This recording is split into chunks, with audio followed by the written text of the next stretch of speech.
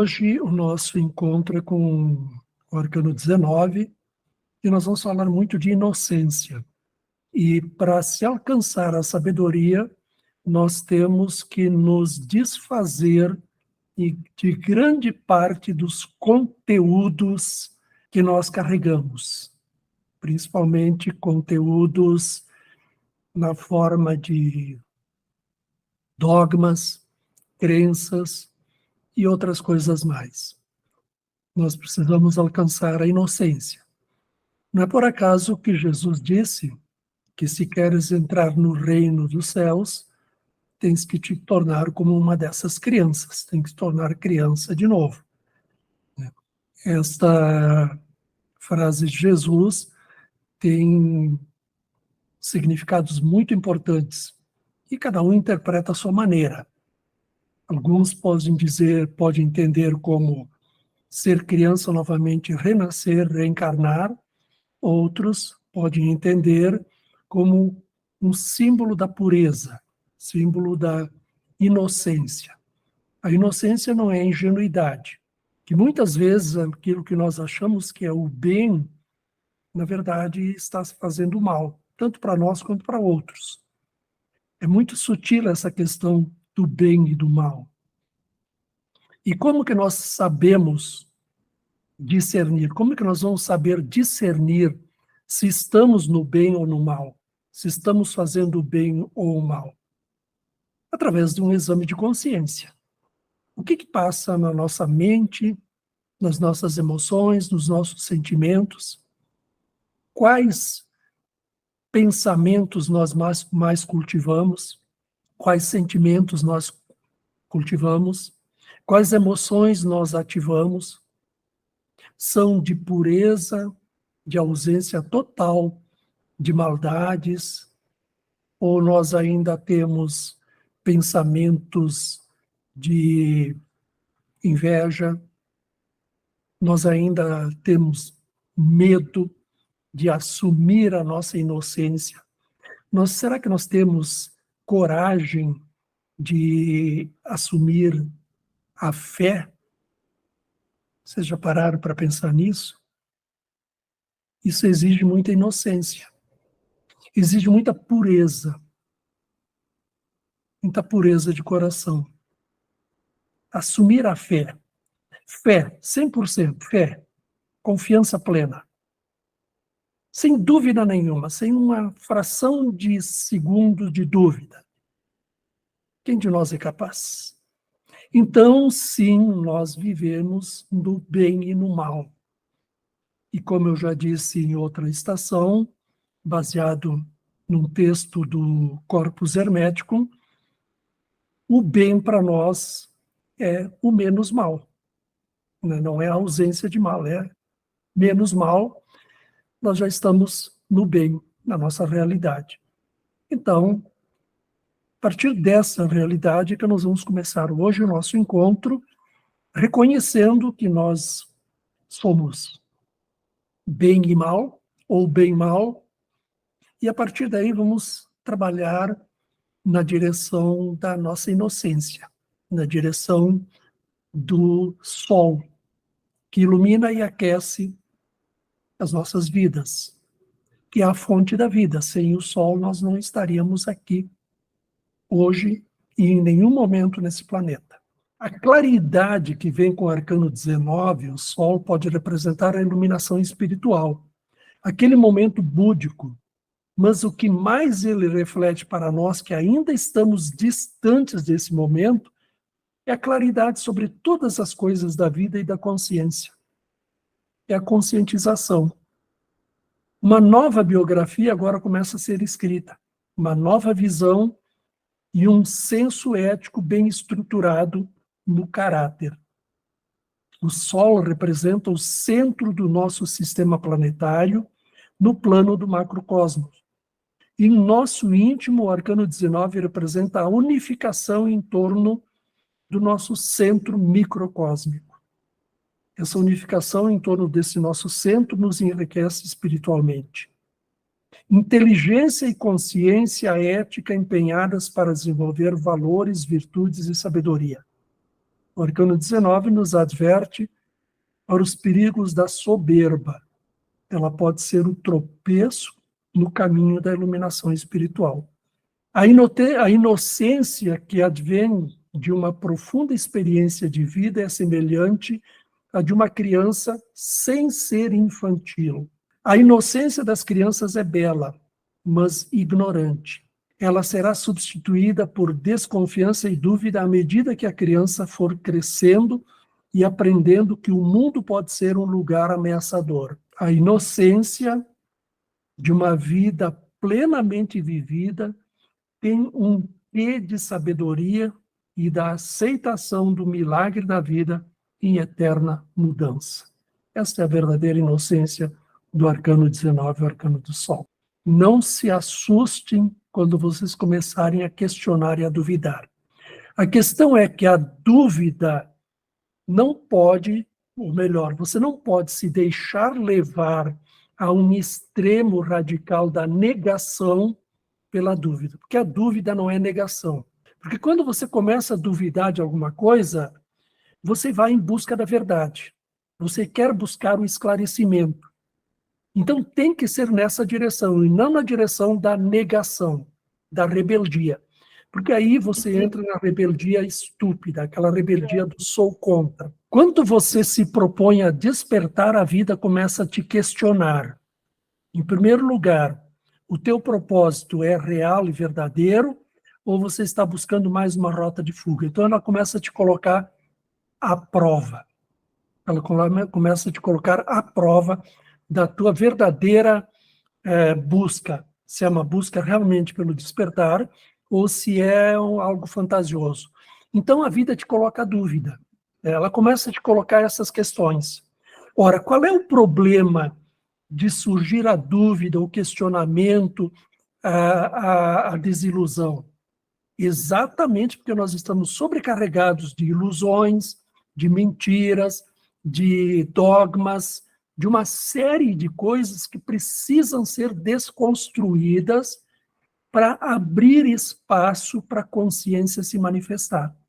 Porque a consciência está entorpecida de conteúdos, vou chamar assim, pesados.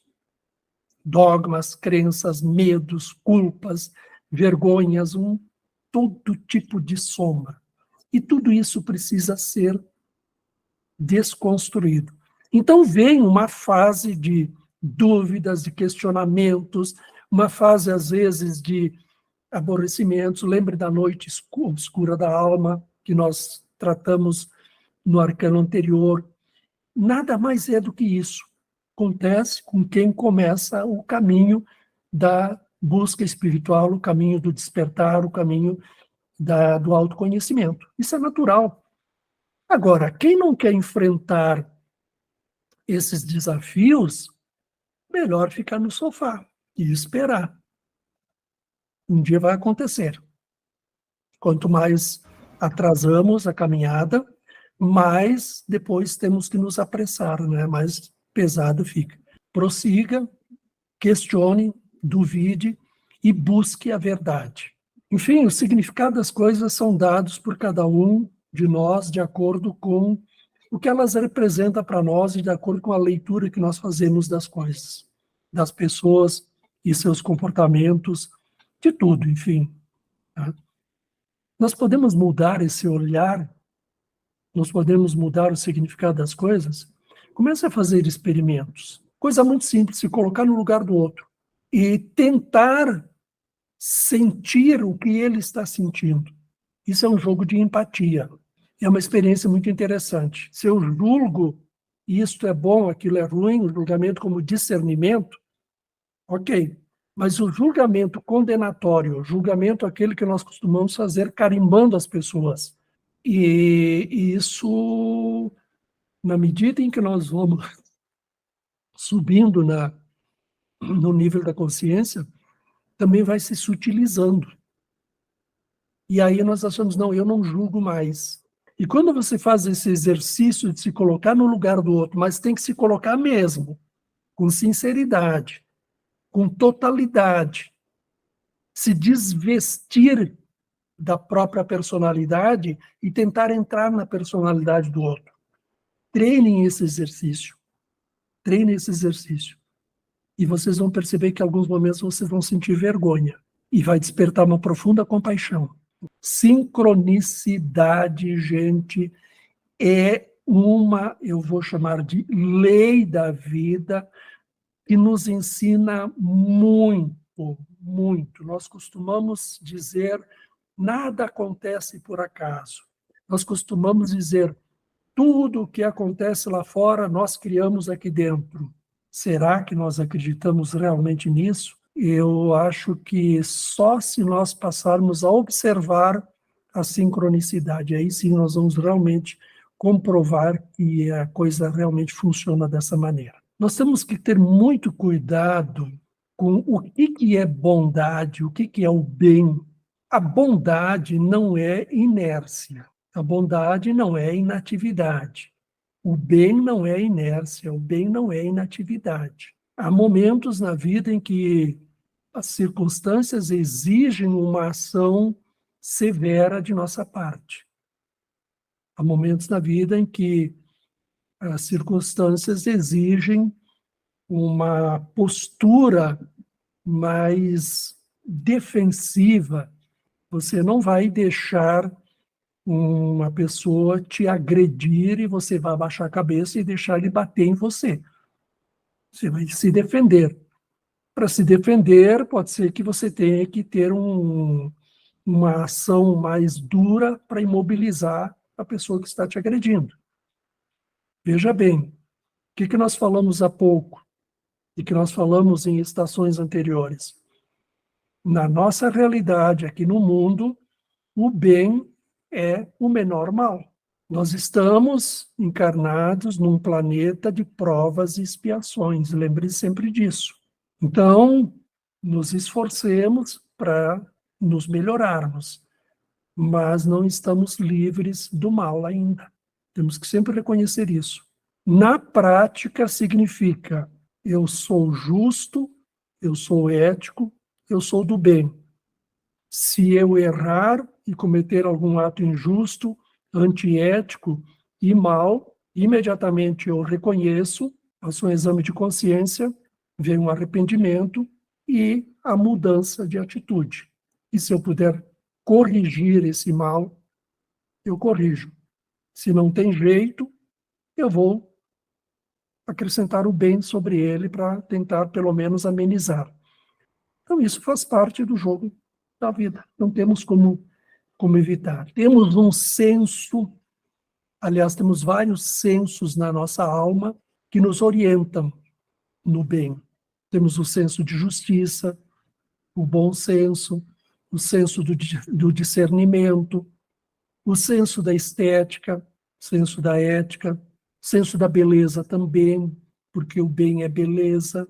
Temos vários sensos naturais que fazem parte da nossa natureza de alma. Vamos buscar a nossa alma?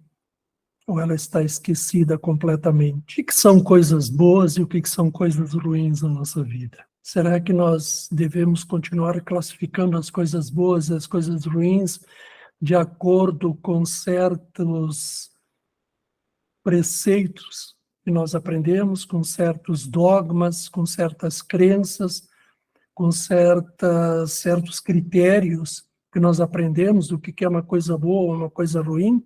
O que são coisas boas e o que são coisas ruins? Quando uma pessoa está andando na rua e encontra um amigo e fica muito feliz, é uma coisa boa ou uma coisa ruim? Quando essa mesma pessoa mais adiante tropeça, cai, quebra o pé, uma coisa boa ou uma coisa ruim na sua vida? Encontrar um amigo e se sentir feliz é uma coisa boa ou uma coisa ruim? É uma coisa boa, do ponto de vista imediato. Cair, torcer o pé, quebrar o pé é uma coisa boa ou uma coisa ruim? Do ponto de vista imediato, é uma coisa ruim. Mas por que será que aconteceu esse evento de quebrar o pé? Por que será que a vida colocou esse obstáculo naquela pessoa? Certamente pelo seu próprio bem. Busquemos sempre entender o significado das coisas pelo lado do bem.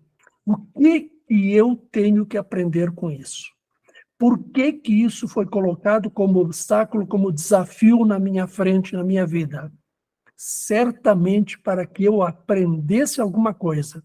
Certamente para eu ter oportunidade de desenvolver alguma habilidade que me falta. Talvez a habilidade da paciência, talvez a habilidade do perdão, talvez a habilidade da desaceleração, talvez a habilidade da versatilidade, de mudar pensamentos e crenças. Nós estamos vivendo um momento muito rico no nosso mundo. Um momento em que o grande desenvolvimento das tecnologias está nos proporcionando a oportunidade de enriquecermos-nos, de alimentar a nossa alma com bons conteúdos, mas também com maus conteúdos. Porque essa tecnologia atrelada à internet, essas tecnologias diversas atreladas à internet, criaram uma nova realidade, uma realidade sem lei, praticamente, onde todos se acham capazes de serem mentores, influenciadores, e o que tem de gente falando coisas que seria muito melhor se mordessem a língua, seria muito melhor se calassem. Gente que arrebanha milhares e milhões de seguidores, e seria muito melhor para o seu bem se não tivesse nenhum seguidor, pelo rastro kármico que deixam atrás de si. Mas, ao mesmo tempo, nesse mundo sem lei da internet, tem muita gente legal, muito conteúdo bacana. Nós só precisamos aprender a discernir. Se eu assistir a este vídeo, que alimento eu estarei adicionando à minha alma? O que ele está trazendo de nutrição à minha alma? Se eu ler este livro, este texto, essa postagem, o que quer que seja, o que esse conteúdo acrescenta de nutrição na minha alma? Façam sempre essa pergunta. Se aquele conteúdo, seja de um vídeo, seja de um livro, de um texto, de uma postagem, o que quer que seja, é bom, vai acrescentar algo que enriquece a tua alma na direção da felicidade, da autorrealização, ótimo. Se for algo duvidoso, deixe de lado. Se for algo visivelmente perverso, mal, descarte imediatamente. É melhor você descartar algo que pode até ser bom do que aceitar e acatar tendo dúvidas. Na dúvida, sempre deixe para depois.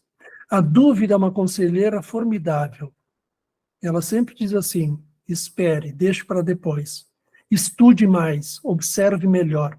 A alma identifica-se com a outra, ela identifica o caráter do outro e projeta sensações no nosso corpo.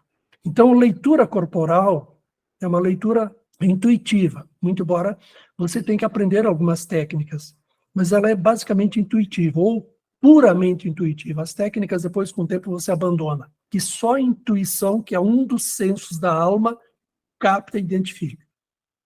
Então, a postura corporal, o olhar, os gestos, a fisionomia, tudo isso passa o que aquela criatura, aquela pessoa é na realidade.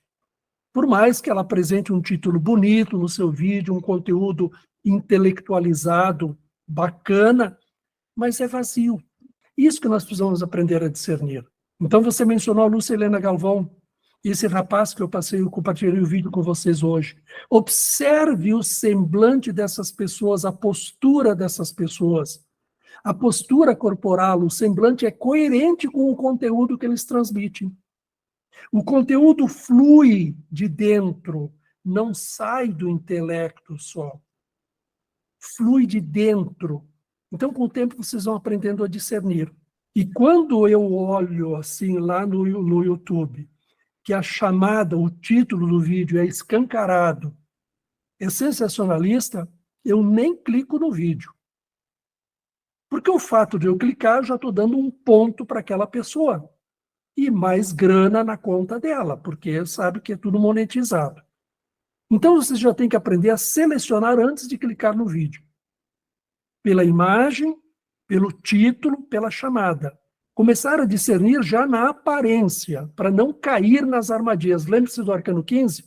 É necessário conhecer o mal a certa distância, para não correr o risco de entrar no mal e se misturar com ele. Então, nós precisamos começar a discernir já na chegada. Se a aparência já é duvidosa, mesmo que o conteúdo seja bom, sinto muito, a pessoa não soube colocar. Vou buscar outra fonte, tem tantas fontes boas aí. Vamos selecionar. Vamos dar audiência para quem é coerente na simplicidade da apresentação do conteúdo, na coerência da apresentação do conteúdo com o conteúdo, na coerência da expressão com o conteúdo, e nós temos muito a nos enriquecer nesse mundo maravilhoso da internet. O que eu quero colocar para vocês é uma explicação bem simples de como funciona o nosso processo de crescimento e amadurecimento. Como vocês sabem, nós somos compostos de 7 corpos, pelo menos é o que nós sabemos até agora, né? E os 4 primeiros corpos formam a nossa personalidade. Então, usando uma nomenclatura bem simples, baseada mais nos conceitos indianos, nós temos um corpo físico, um corpo astral emocional, um corpo mental, um corpo causal intuitivo, um corpo espiritual, um corpo búdico e um corpo nirvânico. Como eu falo sempre para vocês, depende da linha de estudos, vocês vão encontrar nomenclaturas diferentes e até abordagens diferentes. Por exemplo, que considera o segundo corpo como um corpo etérico. Mas, do meu ponto de vista, o corpo etérico não pode ser considerado o segundo corpo, porque ele é a matriz que contém todos os corpos que vêm para o corpo físico. Então, o corpo etérico, ele não pode ser considerado como um segundo corpo, porque no corpo etérico estão o corpo mental, o astral emocional, mental e etc. Tudo. Quando você se desveste do corpo físico, você segue com esse corpo etérico. Então, no meu entendimento, que é um entendimento precário ainda, claro, eu não considero ele como segundo corpo. Então, eu prefiro sempre usar essa nomenclatura que eu passei para vocês, que é a mais simples possível, para iniciantes nos estudos do esoterismo como nós. O corpo físico cresce por obra da natureza. Todo o trabalho de crescimento é feito pela própria natureza a partir da nutrição que o corpo recebe, a nutrição que os pais dão à criança, né? Não depende de nenhum esforço próprio, apenas algum trabalho dos pais para nutrir a criança. O ser nasce e vai crescer e se tornar adulto em corpo físico de qualquer maneira. Querendo ou não querendo, a natureza vai fazer esse trabalho. Isso é trabalho da natureza. Desde que ele seja nutrido adequadamente, vai crescer e vai se tornar adulto. Mas um ser adulto em corpo físico não significa um ser necessariamente adulto completo. Dentro daquele corpo físico pode continuar tendo uma criança imatura. O segundo corpo, corpo astral emocional. O desenvolvimento do segundo corpo depende de um trabalho em colaboração. O esforço da própria criança com a ajuda dos seus pais e de outros educadores também, que é no período entre 7 e 14 anos de idade. Esse corpo forma a base mental do ser adulto. Esse corpo forma a base mental do ser adulto. Ou seja, se esse corpo não for bem desenvolvido, o próximo corpo, que é o corpo mental, vai se desenvolver sobre ele e vai ser aquele adulto que pensa como criança. O próximo corpo, o mental, para se desenvolver adequadamente, depende de uma base emocional ter sido bem estruturada. Se ela não amadurecer adequadamente, os pensamentos do ser adulto serão infantis. É a criança emocional e mentalmente infantil em corpo físico adulto. O terceiro corpo, o corpo mental, o desenvolvimento do terceiro corpo depende mais do esforço próprio, mas ainda precisa de ajuda externa para formar a têmpera adequada ao amadurecimento do ser adulto completo. Nesse corpo se desenvolve a força do intelecto, e se o segundo corpo, o astral emocional, foi mal desenvolvido, o pensar do ser adulto será infantilizado. Então, esse terceiro corpo, o desenvolvimento dele depende muito mais do esforço próprio. É a fase dos 14 aos 21 anos, a adolescência. E é a fase da independência, do independer-se dos pais. Então, ainda tem uma série de colaboradores que são importantes no desenvolvimento desse terceiro corpo, mas depende muito mais do próprio esforço. Agora, se o segundo corpo for mal desenvolvido, o corpo astral emocional, este ser não tem força para desenvolver adequadamente o terceiro corpo. Não vai desenvolver a têmpera adequada. E aí, dali para frente, na fase adulta, vai ser complicado. O quarto corpo, causal intuitivo. O desenvolvimento do quarto corpo depende unicamente de esforço próprio. Toda ajuda para o seu desenvolvimento agora tem de ser buscada pelo próprio ser. Então, esse quarto corpo é o corpo que se desenvolve dos 21 aos 28 anos de idade. Agora, não depende mais de ninguém, só de si próprio. E a própria ajuda para desenvolver esse quarto corpo depende de si próprio buscar. Bom, esses quatro corpos são a base da personalidade. E esses quatro corpos representam também os nossos quatro caminhos possíveis da evolução. E o quarto caminho que nós estamos buscando nessa jornada. Esses quatro corpos representam os quatro níveis de consciência que nós temos possibilidade de evoluir dentro deles no momento. O quinto corpo, o corpo espiritual. O corpo espiritual só pode ser desenvolvido se os corpos anteriores formaram uma base amadurecida. Do contrário, ele será uma sombra névoa no horizonte, indicando possibilidade. Do quinto corpo, temos somente um vislumbre de como ele poderá se desenvolver, mas ainda nenhuma experiência real. Nós estamos chegando ao quarto nível da consciência. Nós estamos chegando ao quarto caminho. Nós estamos chegando no quarto plano da evolução. Nós não temos nenhuma experiência do quinto corpo ainda. Nós já temos alguns experimentos, algumas experiências do quarto corpo, mas o quinto corpo ainda não. Ele existe, sim, por obra da natureza, por obra do Criador, mas nós ainda não trabalhamos conscientemente o seu desenvolvimento. Ou melhor, nós aqui, que estamos fazendo esse trabalho de autoconhecimento, sim, estamos trabalhando no projeto futuro desse quinto corpo. Mas a maioria da humanidade que não tem essa consciência ainda não. Ele existe como um potencial. Aqui se iniciam as crises existenciais para muitos. É quando a vida nos cobra a vocação.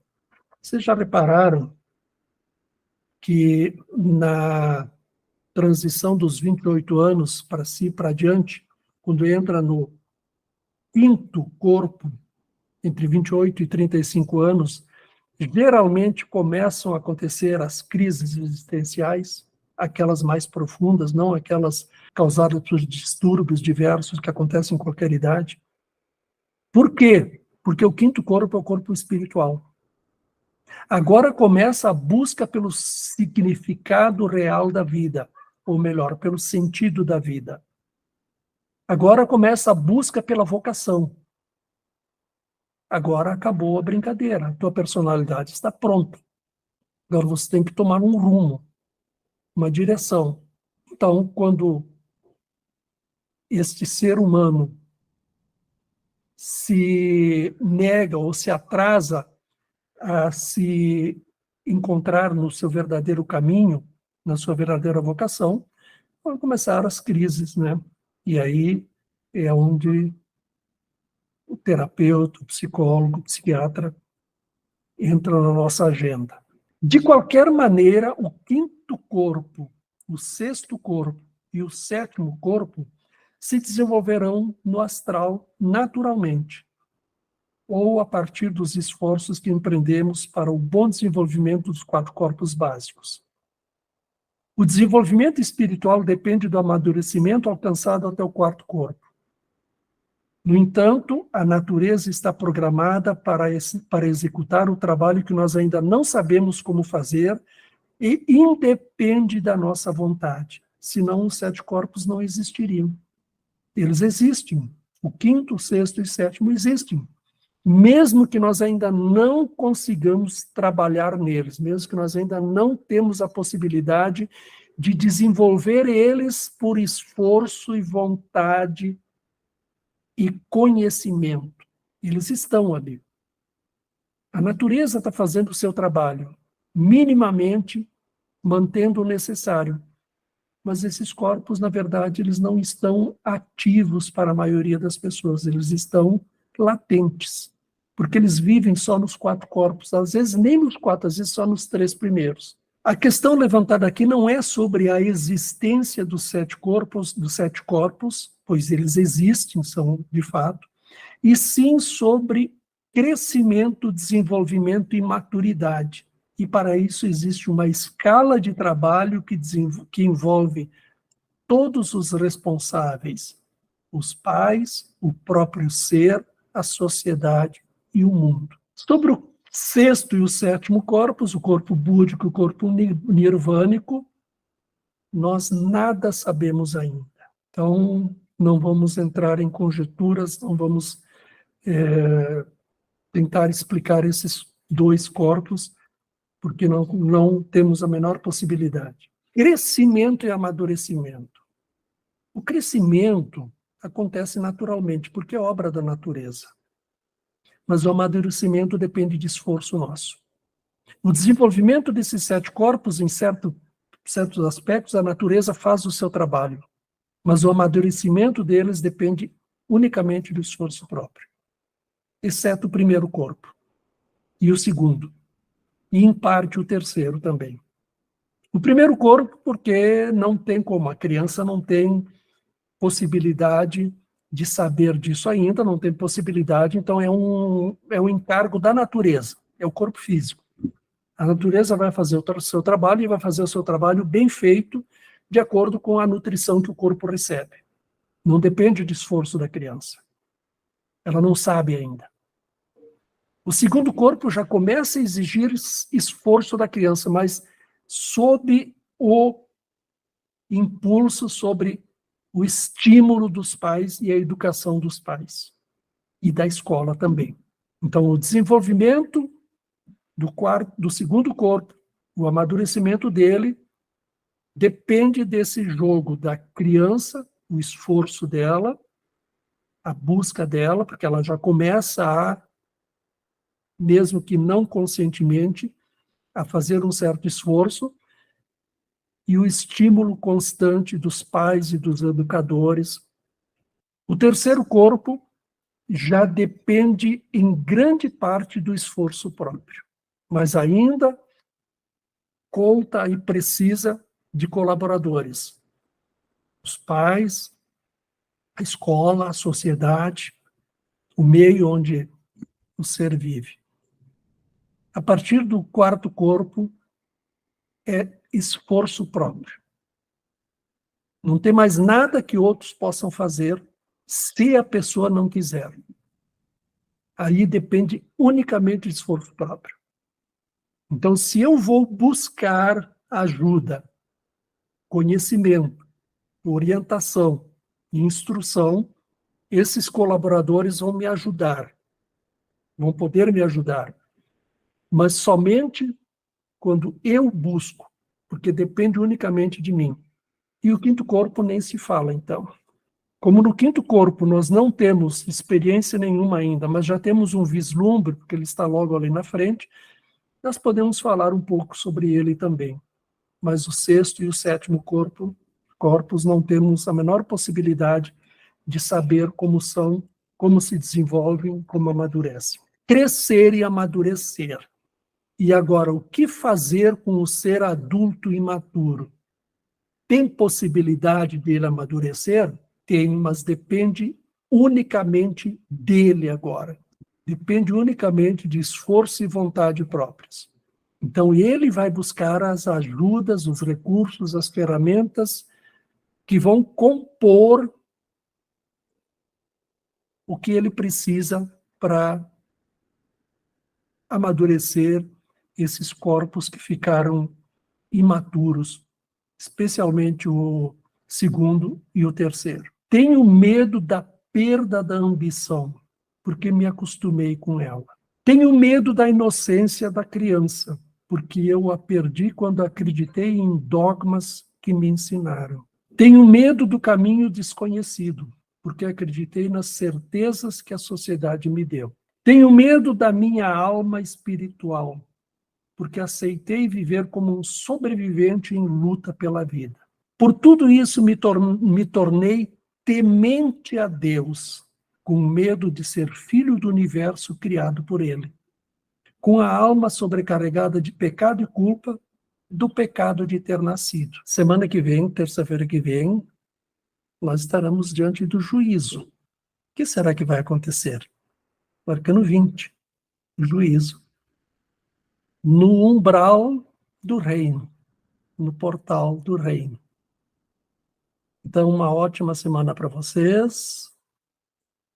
Reflexões produtivas e até terça-feira que vem.